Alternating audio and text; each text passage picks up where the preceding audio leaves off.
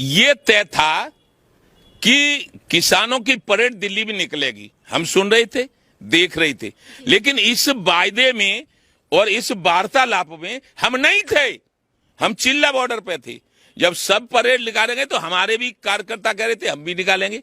तो हमने फोर्स बुलाया था और हमने कहा था तुम आगे आगे चलना और बताते रहना कि यहाँ से वापस होना है, तहीं से हमारा लोगों का वापस हो जाएगा। हम कहीं नहीं गए थे, हम चिल्ला बॉर्डर पे ही रहे थे।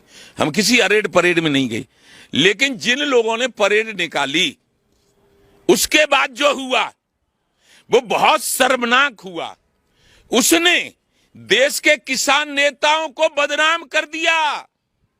उसने देश के किसान नेताओं पे ये आरोप लगा दिया कि ये किसान नेता नहीं हैं, ये आतंकवादी हैं, अतिवादी हैं, और अपने को चमकाने के लिए ये किसानों को और पुलिस को मरवा रहे हैं।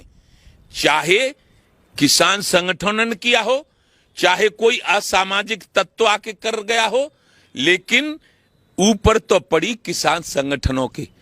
इसलिए इन सारे कारनामों से किसान नेताओं के बदनामी को बचाने के लिए हमने अपना संगठन का निर्णय इस आंदोलन से हटने का करा था कि हम अलग हट जाएंगे तो कम से कम ये तो आएगी सबके दिमाग में कि और हमारी तरह जो भी किसान थे नेता वो सब हटने लगते।